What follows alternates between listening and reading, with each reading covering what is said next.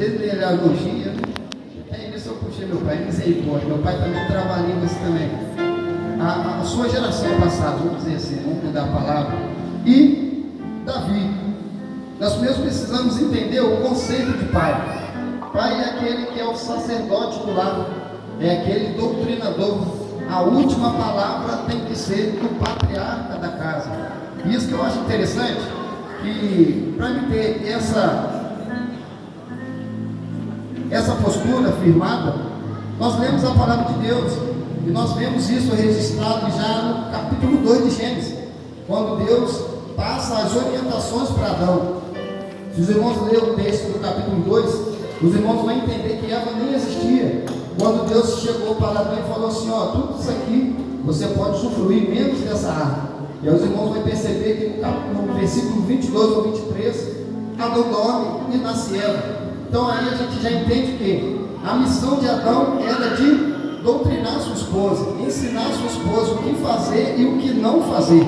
Tanto quando a Eva come do fruto, e vem a responsabilidade acima daquilo ali, Deus aparece para cobrar Eva? Não, cobrou Adão. Então a responsabilidade de um lar, de doutrinar uma casa, principalmente seus filhos, é do homem. E aí a gente vai ver isso mais uma vez registrado na Bíblia, o exemplo de Noé. Noé, ele avisou o que aconteceria, mas ele foi sucesso porque ele conseguiu envolver no projeto dele de salvação toda a sua família. E aí nós vemos também um outro exemplo de um rei chamado Ezequias. Ezequias, ele foi um rei que não doutrinou os seus filhos. E aí a Bíblia vai dizer no livro de 2 Reis, no capítulo 20, o versículo 1, que Deus levanta um profeta chamado Isaías e falou para Ezequias, você vai morrer, mas Deus vai te dar mais 15 anos para você consertar a sua casa. Então a gente aprende aqui, irmãos, que o primeiro ministério na vida de um pai, na vida de um homem de Deus, esse ministério ele vai nascer aonde? Dentro da nossa casa. E aí a Bíblia vai dizer, lá em 1 Timóteo, capítulo 5, versículo 8, vai dizer assim, se alguém não cuida de seus parentes, e especialmente dos de sua própria família, negou a fé, e é pior do que um descrente. 1 Timóteo capítulo 3, versículo 5 também vai dizer, porquanto se alguém não sabe governar sua própria família, como poderá cuidar da igreja de Deus? E aí, acredito que os irmãos que vêm à escola dominical vai saber que um dos filhos do rei Ezequias foi quem? Rei Manassés. Então, através de Manassés, a gente percebe que o seu pai, mesmo Deus dando ainda mais 15 anos para ele, ele não conseguiu o quê? Doutrinar seu filho. E eu falo isso, falei esses dias na escola dominical, está aqui meu pai, me doutrinou dentro da igreja. Confesso aos irmãos, pelos exemplos que eu sempre falo com os jovens, experiências assim, a gente tem bastante, né? Confesso aos irmãos, meu pai está aqui de testemunho, uma jovem se levantou lá na nossa igreja para falar que eu fiz e aconteci com ela. Resumindo a história, a verdade apareceu, a menina ficou com um cara grande e saiu da igreja. Mas nesse período, imagina os irmãos, eu entrando na igreja e os irmãos já me vendo e falando assim, aquele ali é o filho do pastor, olha lá. Então, qual que era o meu sentimento? De nunca mais entrar numa igreja. Por quê? Eu acredito que a pior condenação para uma pessoa é ele sofrer uma sanção daquilo que ele não deu causa, daquilo que ele não fez. Então eu agradeço muito a Deus as oportunidades que eu tive lá no passado de entender como que funciona a obra de Deus, né? Vendo os exemplos do meu pai, as experiências dele, né? E aqui a gente vai entendendo que tudo na nossa vida funciona dentro da nossa casa. O nosso primeiro digital influencer, que é a palavra que está na moda hoje, né? Influenciadores. Nosso primeiro influenciador tem que ser quem? Nosso pai, nossa família. Porque hoje eu entendi o propósito de estar longe de casa, mas não desviei da palavra de Deus, não desviei do santo evangelho. E hoje o que eu acho mais interessante, que o Deus que eu sigo, o Jesus Cristo que eu sigo, e levo isso muito a sério, principalmente quando eu estou fora da igreja, eu agradeço porque vi Deus na vida do meu pai. Meu pai, ele iniciou seu ministério, acredito que ele vai lembrar aqui, em culto de libertação. eu via demônios sendo libertos. Teve um rapaz lá chamado Leco, não sei se meu pai vai lembrar dos detalhes. Quando esse rapaz entrou no nosso quintal da nossa casa, o ministério do meu pai começou num ponto de pregação, atrás da nossa casa, e o tempo fechou. Não sei se o senhor lembra disso. Do nada estava um sol, o tempo até me impede de lembrar desse fato. E chegando lá na nossa casa, manifestou uma legião de demônios. E aí, para não ser muito longo nesses exemplos, só para os irmãos entenderem a questão de legado, que é muito importante isso, que Deus usou o nosso irmão Gilson para falar no último culto da família sobre legado, e a gente vai entender isso claro na Bíblia. Quando Abraão deixou um legado para Isaac, Isaac deixou para Jacó, Jessé também deixou um legado para Davi, né? E temos também exemplos na Bíblia de pessoas que não conseguiram deixar legado para os seus filhos. Um deles é o sacerdote Eli, né? E tem centenas de exemplos, inclusive Davi. Davi também não conseguiu deixar um legado de exemplo para os seus filhos, né? Mas como ele, como filho, ele foi um excelente filho. Então eu vejo isso na prática. Por que eu falo isso, irmãos? Hoje, na polícia, tenho 15 anos que sirvo no estado de Minas Gerais. As experiências que eu vi Deus fazendo na vida do meu pai, expulsar legiões de demônios, eu vi isso acontecendo comigo. Deus me chamando dentro da marinha, contei uma parte aqui para os irmãos. De lá eu vi espíritos demoníacos agindo nos matos lá, dentro de um hospital que me colocaram, no hospital de saúde mental da marinha.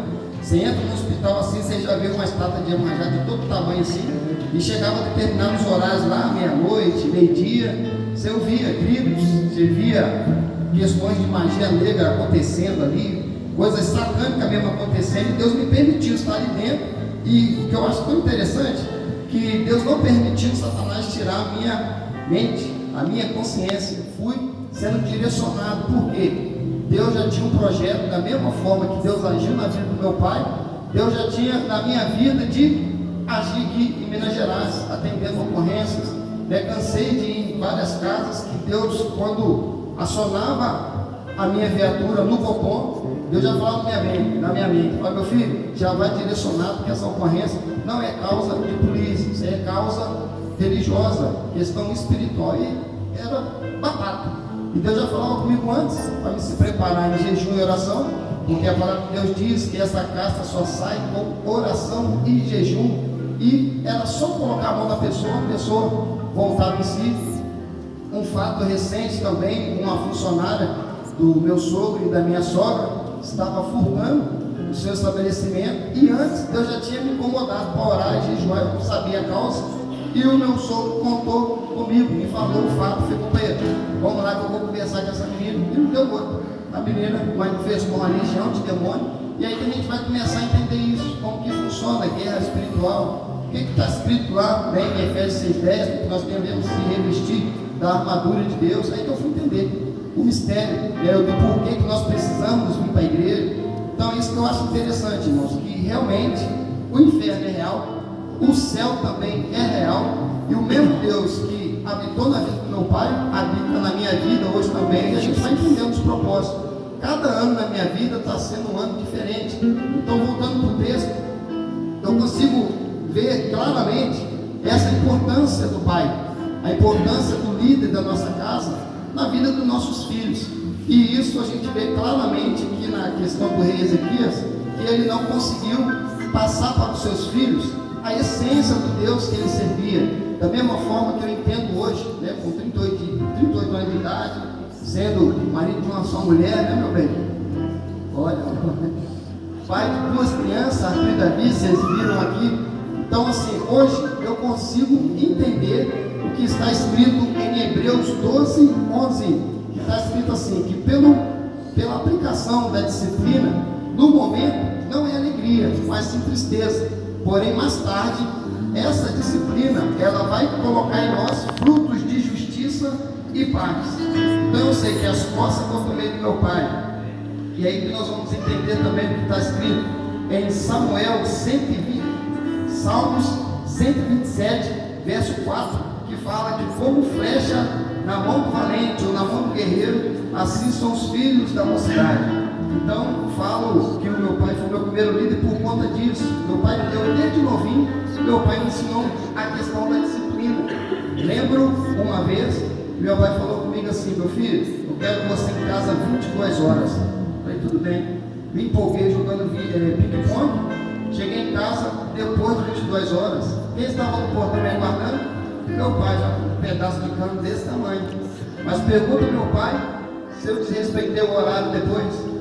Pergunta ao meu pai se eu cheguei 22h01, 21h55, no máximo eu já estava em casa. E isso, por que eu falo isso, irmãos? Eu não tenho vergonha de falar isso, até já comentei com meu pai para ele não puxar minha orelha depois, porque aprendemos com exemplo, né? O melhor ensino é o exemplo.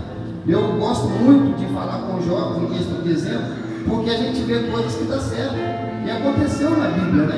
E aconteceu comigo na prática também. Hoje eu entendo o regulamento, não sei se aqui tem algum militar entre nós, mas no militarismo corta reto as coisas. Se é 7 horas, é 7 horas. Né? Meu pai, com todo respeito dele aqui, meu pai, ele tem uma doutrina, né, vamos dizer assim, isso também é da cultura do carioca, né? Meu pai não deixa eu falar depois. E do jeito que está aqui, meu pai já chegava e falava comigo assim: ó, acabar o culto aqui, nós vamos conversar em casa, viu? Você está tocando essa bateria muito errada aí. Eu já ficava: meu Deus, não vejo a hora desse. Aliás, eu já pedi a Deus para ter vigília no culto, o culto não acabar. Porque eu já sabia que puxão de orelha em casa. Mas isso porque que hoje, a disciplina que eu tenho, porque tenho 12 também para doutrinar, eu achei interessante a visão do meu pai. Meu pai me ensinou a ser corrigido em público. Tem pessoas, me perdoem dizer, que ao ser corrigido em público, fica chateado, vai embora. Ele fica assim: eu não gostei da forma que o irmão falou comigo, ou vice-versa. Irmão, nós temos que aprender a ser corrigido em público, no reservado. Uma outra coisa também que eu acho interessante, isso hoje eu nem falei com meu pai lembrou, meu culto de ação de graça lá no Rio de Janeiro, o último culto da nossa igreja, consegui reunir alguns amigos lá, 3 orquestras e outras pessoas, e o irmão que me doou o bolo, junto com a sua esposa, o veículo dele quebrou. E aí, meu pai com o carro na garagem, falei com ele, eu falei: meu pai, como o senhor me ajudar nessa aí? Depois eu ajudo o senhor, não sabia nem onde tirar dinheiro, mas segundo eu ia ajudar, né, na questão do combustível. Meu pai chegou para mim e falou assim: meu filho, quem que organizou esse culto? Foi eu?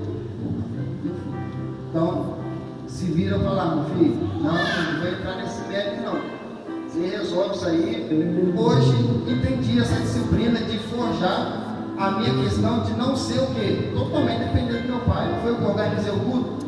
Então, graças a Deus, deu tudo certo. Consegui um vizinho à época. E hoje, por que eu falo isso? Eu trabalhei 6 anos numa escola que forma líderes da polícia. E tudo lá, eles não querem saber como você vai fazer. Ele te dá a missão, eles, né, as autoridades te dão a missão, e você tem que resolver, você tem que se virar, dar o seu jeito, ter criatividade, perguntar, enfim. Então, assim, tudo que eu sou hoje, agradeço a Deus, agradeço ao meu pai pelos ensinos. E entrando já no texto, irmão, agora falando um pouquinho da vida de Jessé. Primeiro que Jessé, ele vem de uma família, que acredito que os irmãos estão estudando aqui na escola dominical, sobre Ruth e Boaz. A sua família, de uma forma geral, sem entrar muito na história, é uma família regrada de bondade, fidelidade e lealdade. Então Jessé, ele foi criado dentro desses 3 princípios. Boaz era um homem gentil, um homem educado, um homem que tinha percepção das coisas, honrava as pessoas que mereciam honra, conforme está escrito em 1 Samuel, capítulo 2, versículo 30, diz que aos que me honram, eu também honrarei. Isso é a palavra do próprio Deus falando na boca de Samuel. Então, Boaz, ele fazia a mesma coisa do que está escrito nesse versículo. E por isso que ele casou com Ruth. Todo mundo aqui sabe a história de Ruth.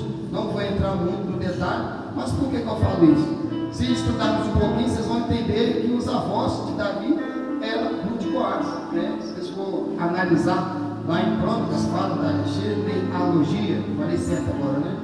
Vocês vão perceber, né, a origem, né? Quando e a importância de deixar ligado, né? Isso eu falo porque eu posso estar em qualquer lugar. Os ensinos que eu tive, jamais eu vou abandonar.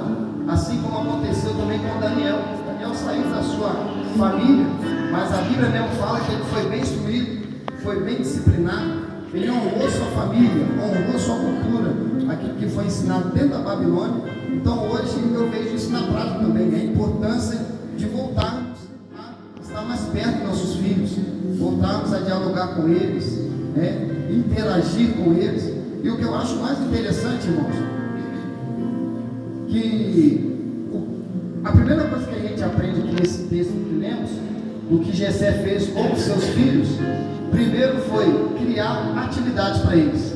Nenhum dos filhos de Jessé ficou em casa à toa. Nenhum dos filhos de Jessé ficou em casa jogando videogame. Me perdoe dizer, na zona do conforto, né, na preguiça. Me perdoe dizer assim. O Arthur, até eu aqui, meu esposo hoje, né, Arthur, já falei com ele que ia dar uns exemplos dele também, não ia ficar de fora, porque o Arthur tem atividade em casa. Ele não simplesmente acorda e vai para a televisão. Acorda, o que você tem lá, meu filho, para fazer? Para casa, arrumar sua cama, não é isso? Tirar o lixo do banheiro e outras coisas. Tem dia que faz chateado, né? Invocado, porque cria-se um hábito de fazer isso todos os dias. A gente sabe que isso é chato, né? Mas eu tenho certeza que na vida do meu filho, quando ele estiver da minha idade, ou com 20 anos de idade, ele vai me agradecer. E eu falo isso e repito, porque hoje agradeço meu pai, né? A questão de visão das coisas, ser líder nos dias de hoje é difícil, não vou mentir para os irmãos, porque as pessoas hoje, me perdoem dizer, a maioria não quer ouvir mais a verdade, e a gente sabe que a verdade machuca. A verdade nos dias de hoje, as pessoas ficam espantadas, né? Então a gente tem que ter aquela disciplina, vamos dizer assim, né? Para poder falar algo, odiar. Então a gente não está mais acostumado com isso. A gente vai vendo que os planos de Satanás para nós realmente assim está vindo de uma forma assustadora. Infelizmente tem pessoas que estão dormindo, né? Tem pessoas que não estão entendendo o que está dizendo em Efésios 5,14: desperta, ó tu que dormes, levanta-te dentre os mortos, em Cristo te esclarecerá. Falando isso, irmãos, já vou voltar aqui de novo na questão que a gente está aprendendo aqui na vida de Jessé e de Davi. Saindo de casa eu estou vendo, acho que é o encerramento das Olimpíadas, estou vendo lá descendo um ser aparentemente anjo, cavaleiro, cavalo branco. Então assim, o próprio Satanás, a Bíblia fala isso em Daniel 2:22, que Deus ele faz até mesmo Satanás revelar o profundo e escondido, e ele conhece o que está em trevas, e com ele mora a luz. Então, me perdoem dizer, mas ninguém será pego de surpresa, porque até quando nós não falamos, Deus usa pessoas que nem mesmo têm o conhecimento da Bíblia, até o mundano, para falar com a gente.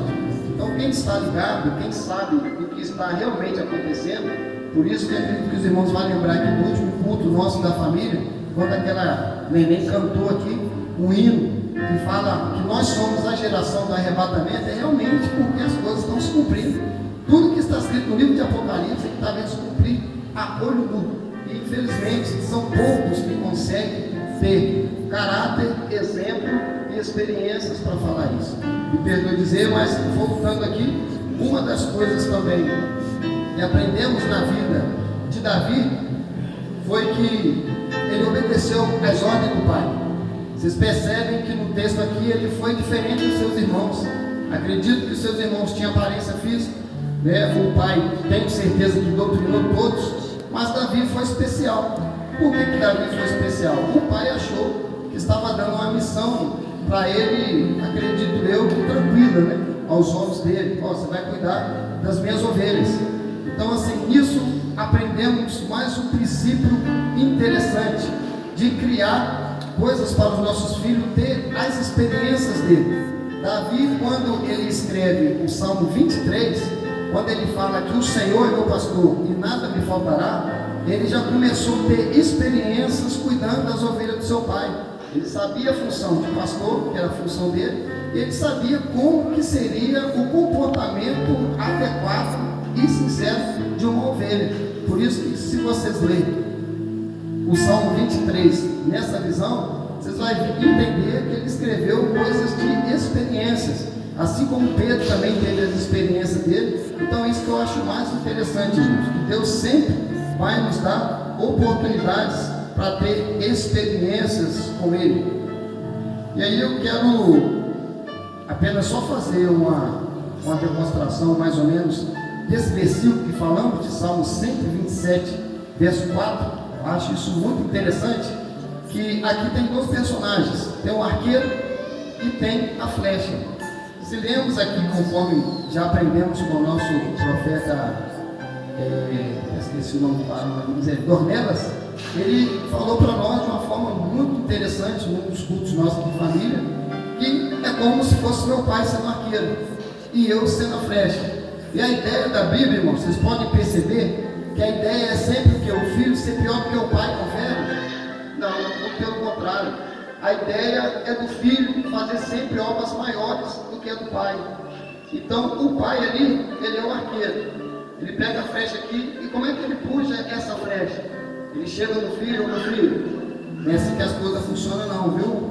Pega leve, vai devagar, pode chegar em casa, vamos conversar, me respeita, aqui você não paga água, você não paga aluguel, quem manda aqui sou eu, e aquelas outras coisas aqui está só puxando a flecha, está só puxando, e eu posso falar isso com muita propriedade, porque meu pai puxou tanta flecha, que hoje estou aqui em Contagem, Betim, já andando com as minhas próprias pernas, sendo responsável. E algo que eu acho tão interessante nessa questão de puxar a flecha, que nunca vi meu pai devendo ninguém, nunca vi meu pai deixar faltar as coisas lá em casa. Na época as coisas eram tudo mais difíceis. Lembra que uma vez que cheguei no meu pai e falei assim: pai, tem como o senhor comprar um frango assado para nós? Poxa, eu não aguento mais comer ovo, compra um frango aí. Aí meu pai: meu filho, está aqui meu dinheiro, ó. Papai até tem o dinheiro, está aqui, ó. Papai até tem. Mas se eu comprar esse frango, amanhã tu não vai tomar seu café. Vai faltar o dinheiro do pão, rapaz, do leite. Eu sei que você gosta de tomar um Nescau, sei que você gosta de comer um pão. Então vamos segurar a onda aqui na janta, e amanhã seu café está garantido. Então o que é isso que eu aprendi como filho? Hoje, planejamento. Eu, como patriarca da minha casa, minha esposa é fisioterapeuta.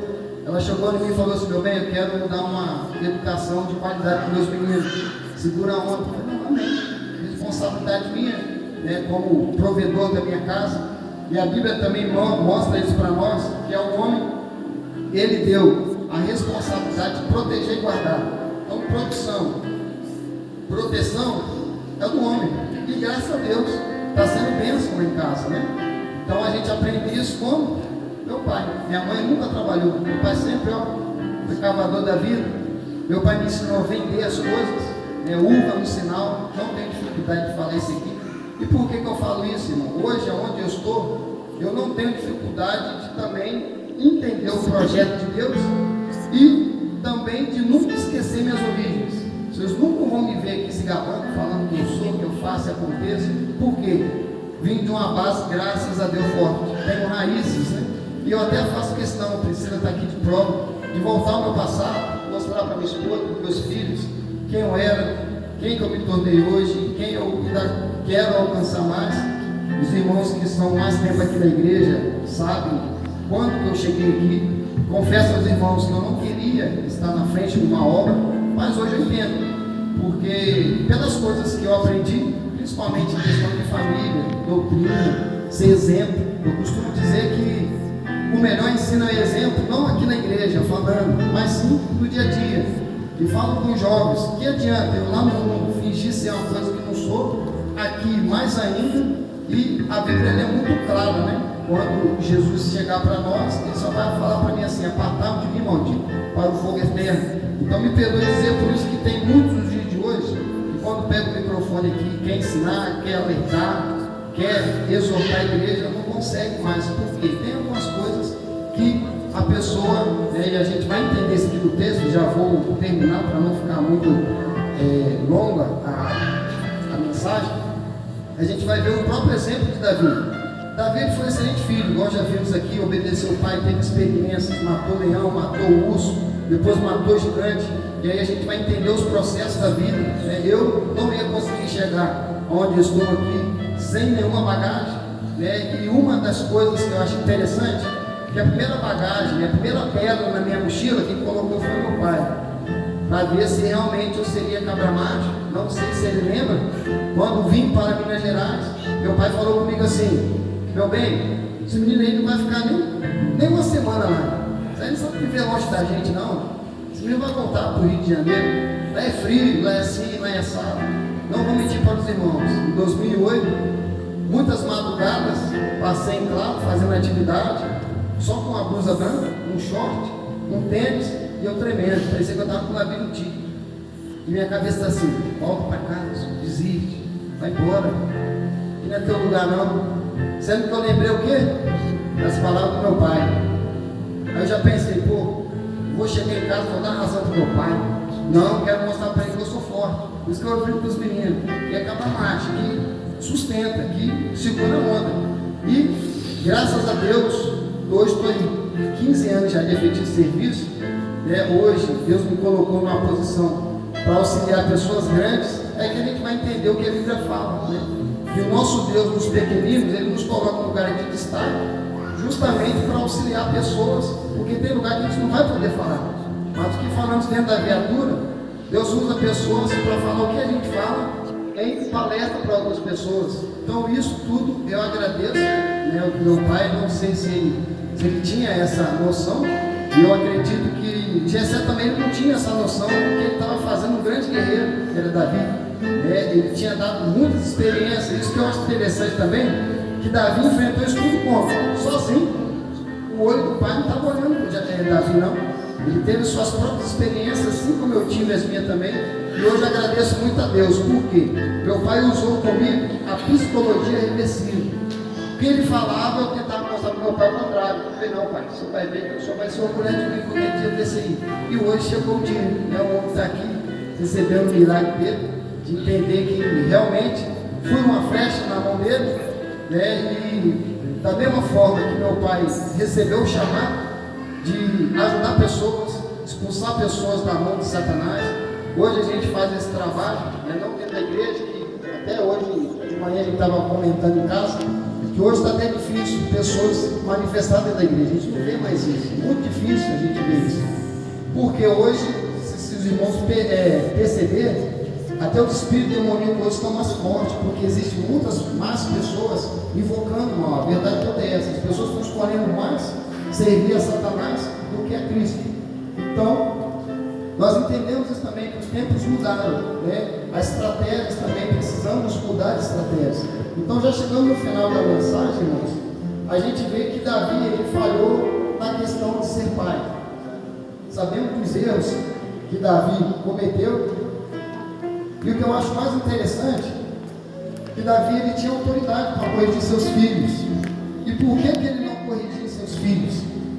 Os filhos jogavam na cara do pai, falavam: ô pai, como é que você quer me cobrar uma coisa se o senhor fez pior do que a gente? E aí eu pedindo a Deus: Senhor, me dê sabedoria, me dê uma interpretação disso, porque a gente sabe que não está escrito na palavra de Deus. Mas o que eu acho mais interessante, irmãos, é a consciência. Por mais que Davi foi um homem segundo o coração de Deus, ele, quando o filho dele falava isso com ele, eu acredito que ele lembrava do pai. Ele nunca viu o pai dele desonrando os filhos. Ele nunca viu Jessé dando um mau exemplo. Sempre foi um homem leal, sempre foi um homem justo, um homem de princípios. Tanto que quando o pai falou com Davi, ele nem retrucou, ele não amaldiçoou seu pai, ele não ficou batendo boca com o pai, ele foi lá, cumpriu a missão do pai, por isso que se tornou um grande homem. E quando chegou a vez dele de ser pai, ele, a Bíblia mesmo vai falar dos pecados dele. Então, assim, isso que eu acho interessante é a consciência pesando na vida de Davi. Ele podia, né, corrigir seus filhos, porque eu nunca vi isso. Me perdoe dizer, o poste querer urinar no cachorro. Eu nunca vi um filho chamar a atenção do pai. E o respeito fica onde? Isso não existe, não pode existir. Nós não podemos deixar a rédea frouxa. E Davi, infelizmente, deixou. Então, Davi foi um pai omisso. Davi não conseguiu participar dos momentos alegres da vida de seus filhos. E o que eu acho tão interessante, irmãos, que o principal objetivo de Satanás é destruir apenas uma pessoa na nossa casa. E destruindo essa pessoa, ele destrói as outras tranquilamente. Que é quem? O homem. É o pai. É o patriarca da casa. Deixando ele frágil, as outras pessoas perdem a referência. E isso que eu acho interessante, que esses dias eu estava pensando, eu falei, meu Deus, como é que tudo que o Senhor faz é perfeito, até salvar os animais na arca foi perfeito. Por que Deus teve que salvar os animais? Porque ia chegar tempos como os nossos, que as pessoas iam perder referências, iam perder identidade. E se os irmãos veem como que é feito no reino animal a doutrina dos seus filhos, a águia mesmo chega um tempo que ela chega para o filhote, filhinho, aqui ó, acabou a mordomia para você, vou tirar essa linha aqui, você vai aprender a voar. Porque se os pais não fizerem isso, o que vai acontecer? O filho vai aquecer, vai cansar de deitar, tem um pai para proteger ele ali. Então assim, isso que eu acho interessante, que Deus coloca na natureza o padrão, o modelo ideal de ser pai, de ser doutrinador, como que é o papel de filho. E por isso que a Bíblia ela tem, eu ia até falar aqui, mas o tempo já passou, tem centenas, dezenas de versículos aqui que ensinam os pais a doutrinar seus filhos, a corrigir seus filhos, porque hoje acredito que os irmãos têm percebido notícias de filhos matando pais. Esses dias mesmo veio a notícia do filho, o pai foi tirar o celular dele, o filho ficou furioso. O que o filho fez? Foi lá, matou os pais a martelada. A polícia chegou, fez o serviço que tinha que fazer, e o menino ainda confessou, não, se eu pudesse eu matava de novo. E aí o que a gente vê? Isso é o defeito da quem? Na criança ou em quem doutrinou? Então a gente vê que aos pouquinhos as coisas estão invertendo. Então, o que Satanás está fazendo? Está destruindo o patriarca, está destruindo os pais. Hoje, infelizmente, é o celular que ensina as crianças, é os aplicativos, né, que doutrinam os nossos filhos. Então precisamos rever os conselhos que aqui está na palavra de Deus. E para finalizar a nossa pregação, até anotei aqui alguns dados, irmãos, que de acordo com a Central Nacional de Informações de Registro Civil, só para vocês terem a noção, Satanás está desfigurando, está invertendo as coisas, transformando homem em meninos. E aí como que a gente vai entender de transformar homem em meninos? Homens que não querem mais assumir as suas responsabilidades de pais. E aí só para vocês terem a noção, de acordo com essa central aqui, 172 mil crianças nasceram sem o nome do pai em 2023. Ou seja, a pessoa, né, fez, ó, vazou. Mulheres em homens. Só para vocês terem noção, no Brasil mais de 11 milhões de mães criam seus filhos sozinhas. E crianças indesejáveis. Só para vocês terem noção, uma em cada 7 mulheres já praticou o aborto no Brasil. Então isso, os irmãos estão percebendo claramente a mudança das famílias que estamos tendo nos dias de hoje. E é muito fácil destruir o homem, o restante fica mais fácil. Por isso que 1 João, no capítulo 3, versículo 8, vai dizer que para isso Deus manifestou na terra o seu Filho para desfazer as obras de Satanás. Então quem tem ouvido, ouça o que o Espírito diz à igreja. Amém.